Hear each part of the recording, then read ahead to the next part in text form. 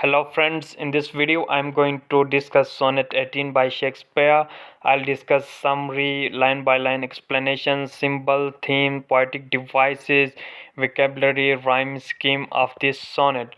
So let's begin this sonnet by definition of sonnet. Sonnet in literature is a poem of 14 lines and we'll begin by summary of discussing the summary of this poem. This is the poem text and the title of this sonnet is Shall I Compare Thee to a Summer's Day? And the summary goes like this. In this sonnet, Shakespeare addressed to his lover and asked a question. Should I compare you to a summer's day? You are lovelier and more mild. In May, rough winds shake the delicate flowers, but and duration of summer is too short. So I shouldn't compare you to summer because you are beyond summer. And in summer, sometimes the sun is too hot and it is disgusting, and his golden face is often dim. So I shouldn't compare you to summer. And beauty falls away from beautiful people, stripped by chance or nature changing course. But your eternal beauty will not fade.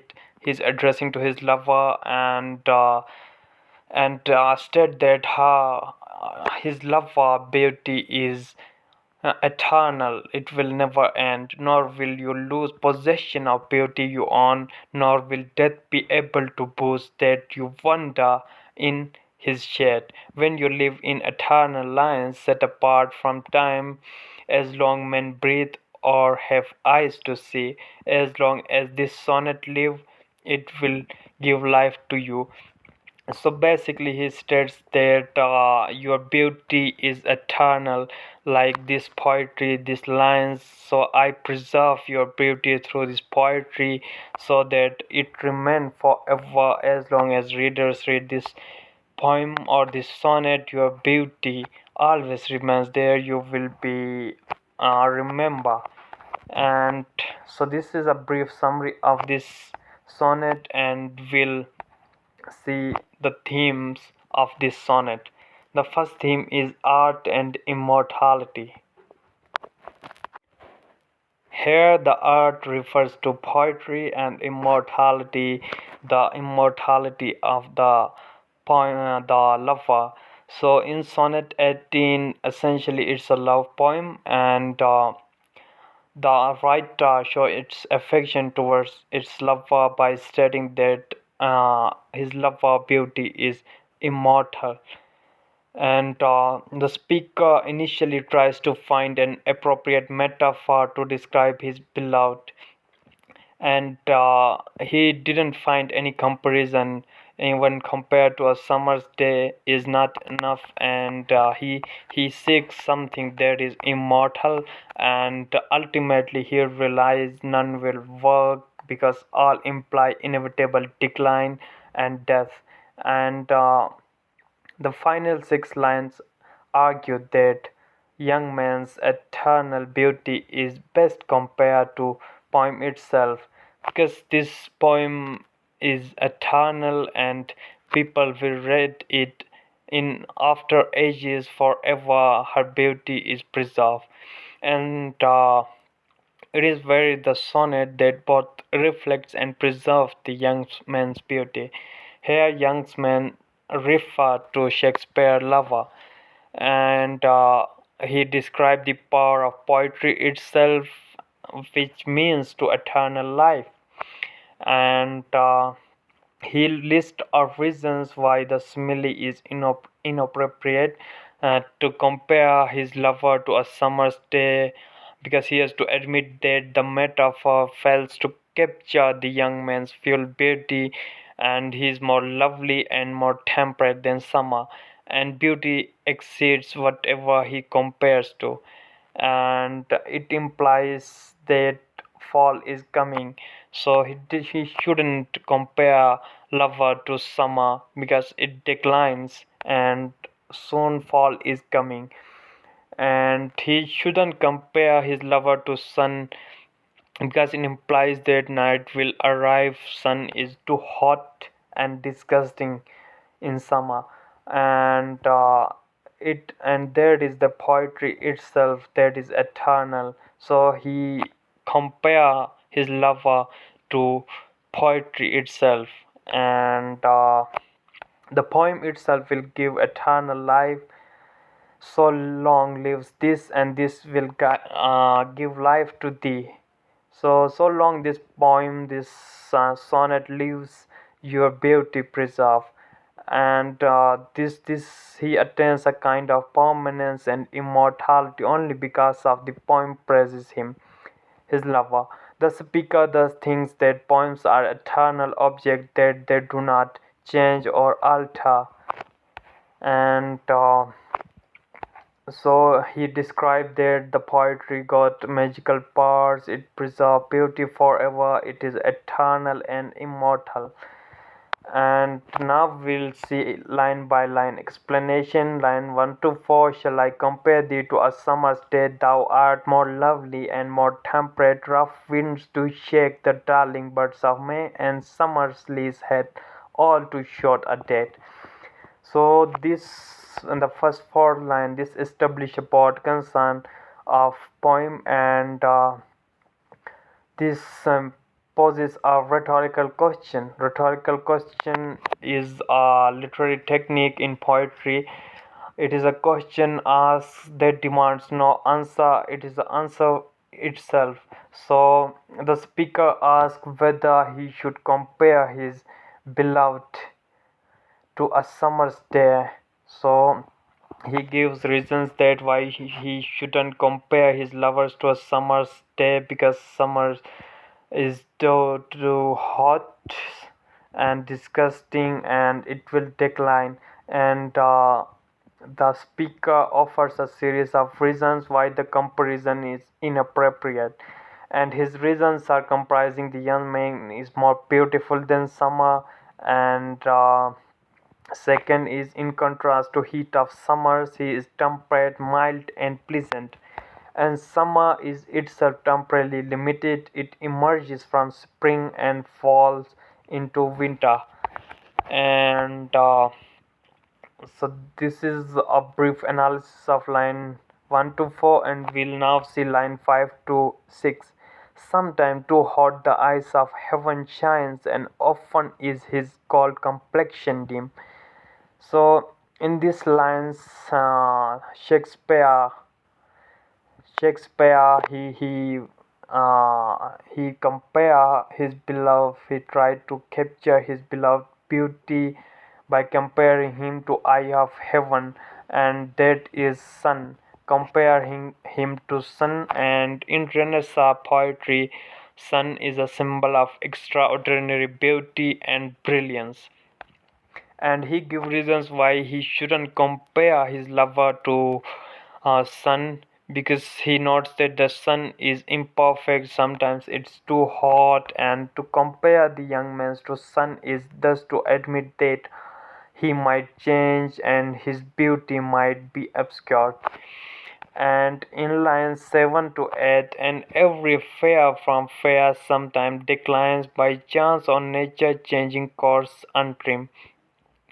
So in these lines, he described that everything fair eventually stops being fair. This means that the beauty fades away. It is mortal. The beauty is mortal. It fades away with time, and it decays, decline, and a person become ugly. And the speaker specifies two reasons. First, chance, and he suggests that people are randomly injured or disfigured due to any cause, and so allows no escape, and much of the decay and death he laments comes from nature itself. And the two words changing course here refers to cycle of birth, growth, and decay. So he described that beauty it decay with passage of time. Everything that burns will eventually die. And line 9 to 12, but thy eternal summer shall not fade nor lose possession of that fair thou wast, nor shall death break thou wonders in his shade, when in eternal lines to time thou growest. So in line 9 to 12, the speaker insists that the young man's beauty is eternal, even death cannot claim the young man's beauty. And the association of death with shade completes the metaphor which is introduced in line 1 to 6, which associates beauty with light, summer, day, death implicitly in darkness, winter, and night.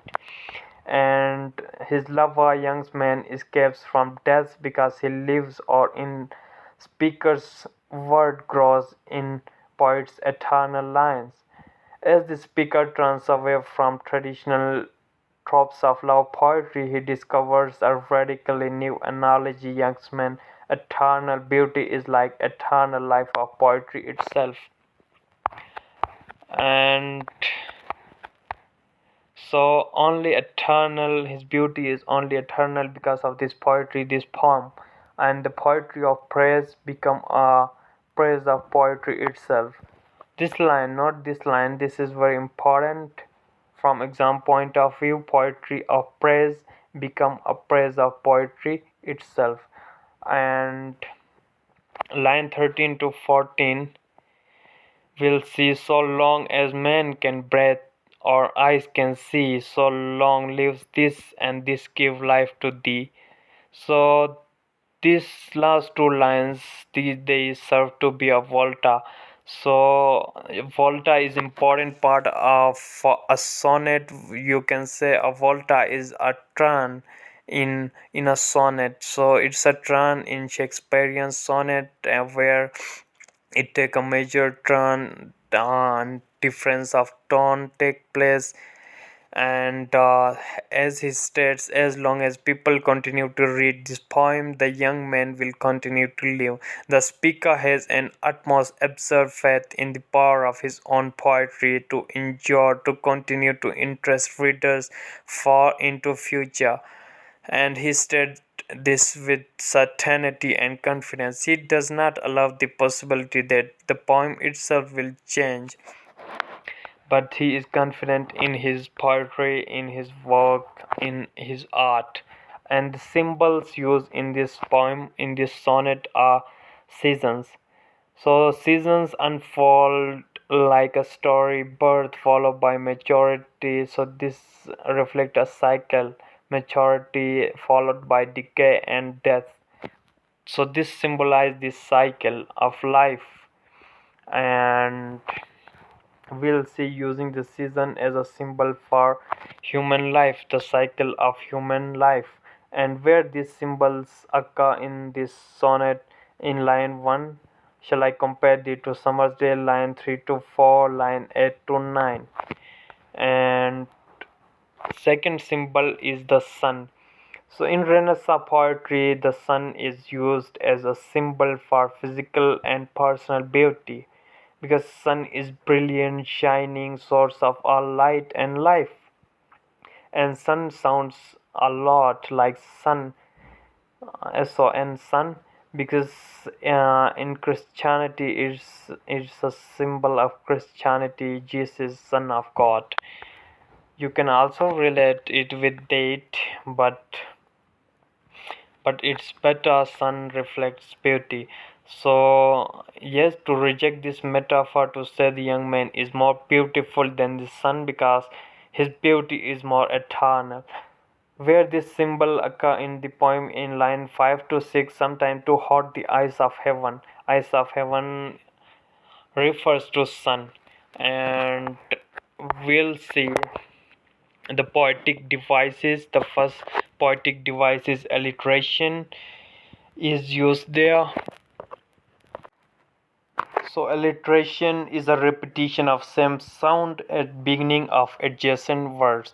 So here we see the repetition of sh sound in shell shade in line 11, and in line 8 the connected sounds of chance, changing, and in line 14 lives and life.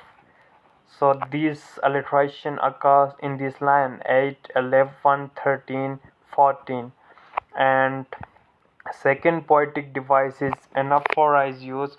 which is a repetition of word or phrase at the beginning of successive sentences to reinforce its meaning. So both line 13 and 14 begin with same phrase, so long. So this is example of anaphora. And now aporia. Aporia is a poetic device. Is the speaker express doubt regarding a question and ask audience how he ought to proceed. So it's a rhetorical question. Should he compare his beloved to a summer's day? And it appears in line 1 of this poem. And next device is end stop line is used. It's a device, a sentence or phrase that comes to a conclusion at the end of a line, and it is marked by a period, a question mark, ellipsis, dash, or a semicolon. So end stop you will see in the poem: line 1 day, line 2 temperate, line 3 May, line 4 death, and it occurs almost in every line. And next device is euphony is used there, and it's a combination of words that sound pleasant together. And in line 13 and 14 it makes use of muffled soft consonant sounds like l, m, and f, giving the lines a smooth musical quality that helps the line flow off the tongue easily. And it occurs in the poem line 13: long man breath, long lives this life thee. And next is diacope is used there, and its diacope is a repetition of words separated by a small number of intervening words. And the first half of the line so long lives this repeats almost exactly in its second half, and this gives life to the same words are used.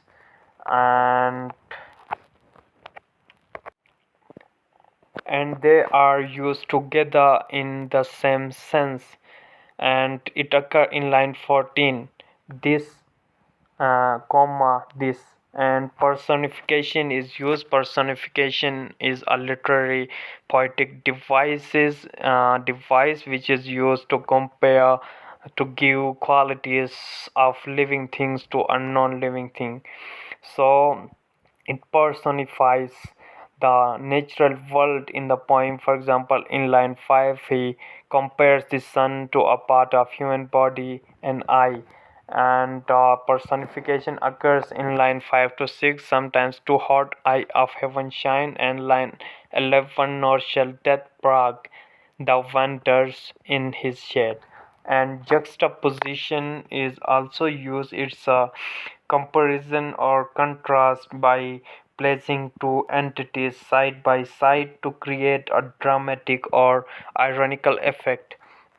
So the speaker juxtaposes nature beauty with its ugliness, and the darling birds of May lie side by side with rough winds. And it occurs in line 3: rough winds, the darling birds of May. Line 5: sometimes too hot the eyes of heaven shine. Line 6: and often is his gold complexion dim.